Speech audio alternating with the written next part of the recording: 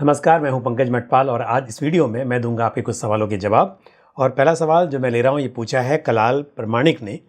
कलाल जी, आपने कहा है कि आपकी उम्र है 49 ईयर्स और म्यूचुअल फंड्स में आपने इन्वेस्टमेंट किया हुआ है और मार्केट करेक्शन के बाद लगभग 6 करोड़ वैल्यू है आपके पोर्टफोलियो की, जिसमें से 50% आपने स्मॉल और मिड कैप में इन्वेस्ट किया हुआ है और 50% लार्ज कैप में इन्वेस्ट किया हुआ है। और अब आप कह रहे हैं कि अगले 11 सालों में आप 40 to 50,000 पर मंथ इन्वेस्ट करेंगे और आप जानना चाहते हैं कि 60 की उम्र में टोटल कितना अमाउंट इकट्ठा हो जाएगा। देखिए, मार्केट के रिटर्न्स कितने होंगे ये कोई नहीं बता सकता, लेकिन एक अंदाज़ा लगाया जा सकता है। तो यदि मैं 12% की दर से कैलकुलेट करूं तो बता सकता हूं कि 50,000 रुपये की SIP पर मंथ आप करेंगे और साथ ही जो आपने कहा है कि 6 करोड़ रुपये अभी वैल्यू है आपके पोर्टफोलियो की, उसके हिसाब से आपके पास कितना पैसा बन सकता है। तो ये निकल कर आता है करीब 22 करोड़ रुपये की आप उम्मीद रख सकते हैं। करीब 22 करोड़ रुपये इकट्ठा हो सकते हैं 11 साल के बाद। लेकिन मैं कहूँगा कि आपको थोड़ा सा रिस्क कम लेना चाहिए। जैसे कि आपने बताया कि 50% जो टोटल आपके पोर्टफोलियो की वैल्यू है उसका 50% मिड एंड स्मॉल कैप में है, तो आपको थोड़ा मिड एंड स्मॉल कैप में एक्सपोजर कम करना चाहिए। दूसरी बात, ओवरऑल जो आपका इक्विटी का पोर्टफोलियो है, जो 6 करोड़ की आपने बात की, मैं तो कहूँगा कि आपको थोड़ा सा उसमें भी डाइवर्सिफिकेशन मेंटेन करना चाहिए, यानी कि कुछ इन्वेस्टमेंट आपका गोल्ड और डेट इंस्ट्रूमेंट्स में भी होना चाहिए। और वैसे भी इस वक्त पर यदि आप मिड कैप स्मॉल कैप में थोड़ा कम करें, लार्ज कैप में थोड़ा बढ़ाएं, थोड़ा डेट और गोल्ड को इंक्लूड करें और 5 साल के बाद आप फिर से उसमें और ज़्यादा बदलाव करें और इक्विटी का ओवरऑल एक्सपोजर जो है उसे और कम कर दें, ये बेहतर प्लानिंग होगी, ताकि 60 ईयर्स की एज में आपका जो पोर्टफोलियो हो उसमें उतार चढ़ाव की संभावना और कम रहे। तो इस हिसाब से थोड़े आपको बदलाव करने चाहिए और विद इन इक्विटी जो भी फंड्स आपके पास हैं वहाँ भी देखिए कि फंड्स बहुत ज़्यादा एग्रेसिव ना हो, क्योंकि आप उम्र के उस पड़ाव में हैं जहाँ पर आपको सेफ्टी की भी बहुत ज़रूरत है, ताकि सिर्फ ग्रोथ नहीं बल्कि पैसा जो बने वहाँ पर जोखिम थोड़ा कम रहे। अगला सवाल जो मैं ले रहा हूँ ये पूछा है किशोर सावंत ने। किशोर जी, आपने कहा है कि 50 की उम्र में VRS लेने के बाद में किस तरह से रेगुलर इनकम की प्लानिंग करनी चाहिए, और आप कह रहे हैं कि 60 लाख रुपीज़ टोटल आपके पास हैं या मिलेंगे आपको और 40,000 पर मंथ आप पाना चाहते हैं। तो मेरा सुझाव ये है कि 60 लाख में से कम 10 लाख रुपए तो आप फिक्स डिपॉजिट में रखें, ताकि किसी भी इमरजेंसी में किसी भी वक्त वो पैसे आपके काम आएँ, आप उन्हें यूज़ कर सकें। बाकी के जो 50 लाख रुपीज़ हैं उनसे आप SWP के जरिए अपनी रेगुलर इनकम का बंदोबस्त कर सकते हैं। और ये 50 लाख रुपए भी जो आप इन्वेस्ट करेंगे म्यूचुअल फंड्स में, उसके लिए आपको कुछ पैसे इन्वेस्ट करने चाहिए आर्बिट्राज फंड में। ऐसा कह लीजिए कि अगले 1 साल का जो इंतजाम है उसके लिए आपको आर्बिट्राज फंड में इन्वेस्ट करना चाहिए। तो 5 लाख रुपए आप सिंपली आर्बिट्राज फंड में इन्वेस्ट कर लें और वहाँ से हर महीना आप 40,000 रुपीज़ विड्रॉ करते रहें।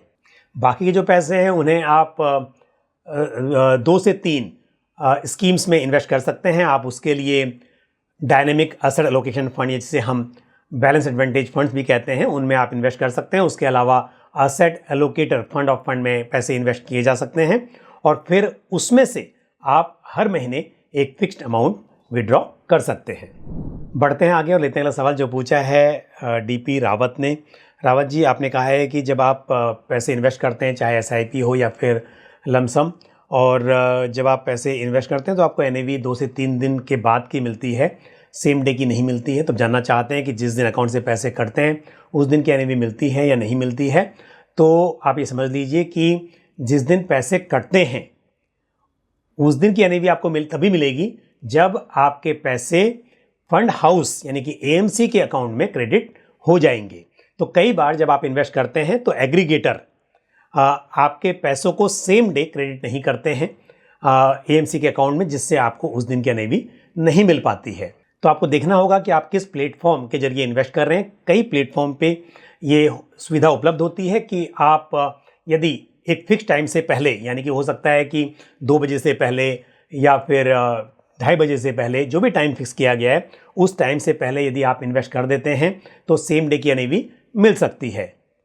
फिर उसमें भी डिपेंड करता है कि आप यूपीआई के जरिए इन्वेस्ट कर रहे हैं या फिर आप नेट बैंकिंग के जरिए इन्वेस्ट कर रहे हैं, तो ये थोड़ा सा आपको देखना होगा।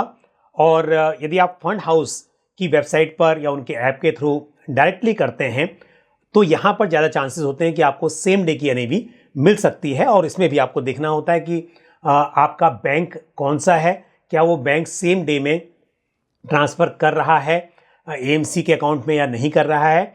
इन सब बातों को आपको देखना होगा। बट ये बात ध्यान रखें कि एएमसी के अकाउंट में जिस दिन पैसे आएंगे उस दिन की एनएवी आपको मिल पाएगी। अगला सवाल जो मैं ले रहा हूँ ये पूछा है कोमल ओबरॉय ने। कोमल, आपने कहा है कि आप म्यूचुअल फंड्स में इन्वेस्ट कर रही हैं, लेकिन आपने सिर्फ एक ही स्कीम का नाम बताया है, एचडीएफसी डिफेंस फंड का नाम, जिसमें आप 4,000 रुपये की एसआईपी कर रही हैं। लेकिन आपने कहा है कि आप 2003 से इन्वेस्टमेंट कर रही हैं, तो बाकी किन स्कीम्स में आपने इन्वेस्ट किया हुआ है उसकी जानकारी भी आप शेयर करेंगी तो मैं आपको बेहतर तरीके से बता पाऊँगा। दूसरी बात, आपने कहा है कि अगले 15 साल में आपको 10 लाख रुपए इकट्ठा करने हैं, तो आपका टारगेट बहुत छोटा है क्योंकि 15 साल के बाद 10 लाख की जो कीमत है, जो वैल्यू है, वो बहुत कम हो जाएगी। इसके लिए आपको टारगेट बड़ा रखना चाहिए।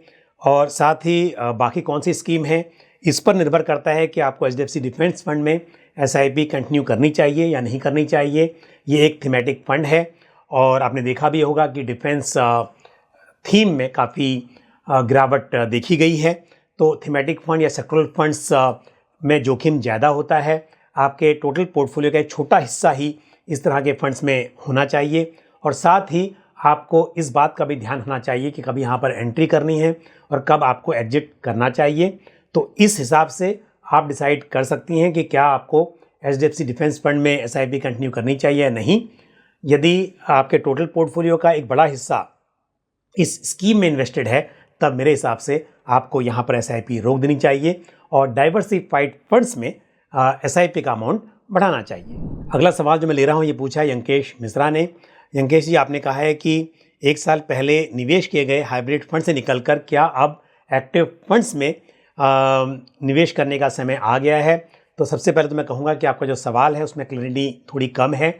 आप कह रहे हैं कि हाइब्रिड फंड से एक्टिव फंड में, तो हाइब्रिड फंड्स भी एक्टिव फंड्स ही होते हैं, लेकिन यहाँ पर इक्विटी और डेट या इक्विटी, डेट और गोल्ड, इस तरह से एक से अधिक एसेट क्लासेस में इन्वेस्ट होता है। और बाकी जो एक्टिव फंड्स हैं वो भी आपके डाइवर्सिफाइड फंड्स भी हो सकते हैं, थीमेटिक भी हो सकते हैं। तो हम जब बात करते हैं पैसिव और एक्टिव की बात करते हैं, लेकिन आप कह रहे हैं कि हाइब्रिड से एक्टिव, तो मैं मान के चल रहा हूँ कि आपका जो निवेश है वो भी आपका एक्टिव फंड्स में ही है, वो हाइब्रिड फंड है। और अब आप जानना चाह रहे हैं कि क्या निकलकर आपको डाइवर्सिफाइड इक्विटी फंड में आना चाहिए।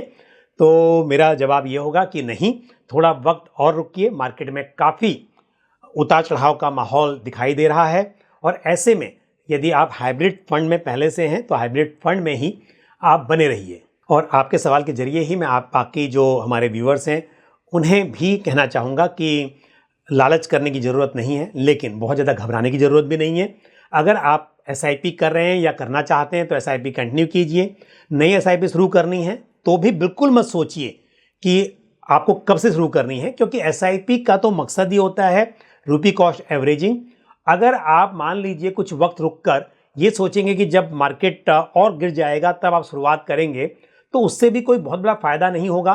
क्योंकि जब आप 5-10 साल की एसआईपी करेंगे तो कई बार ऐसा टाइम आएगा जब मार्केट नीचे भी आएगा, ऊपर भी जाएगा।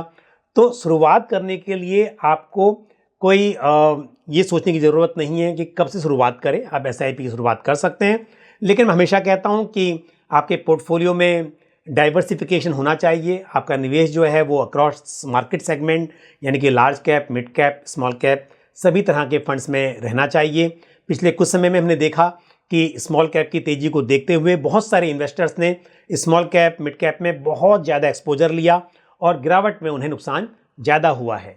तो डाइवर्सिफिकेशन, एसेट एलोकेशन, ये इन्वेस्टमेंट का पहला नियम है। दूसरी बात, जो निवेशक लमसम इन्वेस्ट करना चाहते हैं उनके लिए मेरा सुझाव यही है कि उन्हें हाइब्रिड फंड में इन्वेस्ट करना चाहिए। दूसरी बात, यदि वो लंबे समय के लिए इक्विटी में इन्वेस्ट करना चाहते हैं तो ऐसे में स्टैगर्ड मैनर में इन्वेस्ट करें। पूरा पैसा एक दिन एक साथ इन्वेस्ट करने की बजाय उसे आप किस्तों में करें।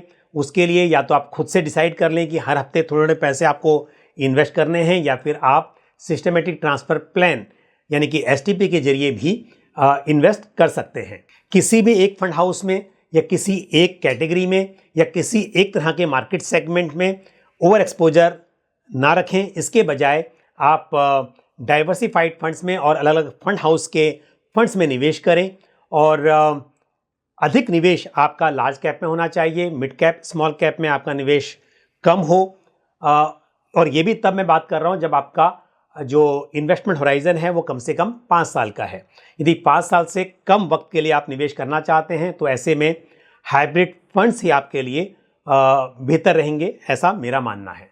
जिन लोगों ने पहले से निवेश किया हुआ है और अब यदि पैसा आपके हाथ में है तो टॉपअप जरूर करें, और वो भी एक साथ नहीं, थोड़ा थोड़ा करके टॉपअप करते रहें जिससे आपका थोड़ा एवरेज हो जाए। लेकिन हाँ, ध्यान रहे जब आप टॉपअप कर रहे हैं तो डाइवर्सिफाइड फंड्स में टॉपअप करें, ना कि थीमेटिक फंड्स में। यदि थीमेटिक फंड्स में वो थीम अब इतनी अट्रैक्टिव नहीं है, उसमें आप और टॉपअप करेंगे तो भी बहुत ज़्यादा फ़ायदा नहीं होगा। लेकिन यदि आपके पास में diversified funds, specially multi cap, large and mid cap और फ्लेक्सी कैप, इस तरह के फंड्स हैं तो उनमें आप थोड़ा टॉपअप कर सकते हैं। यदि आप एसटीपी के जरिए निवेश कर रहे हैं तो भी मेरा कहना ये होगा कि आप थोड़ा लंबे समय की एसटीपी डिसाइड कर सकते हैं इस वक्त पर, जैसे कि आप 5 से 6 महीने की कर लें।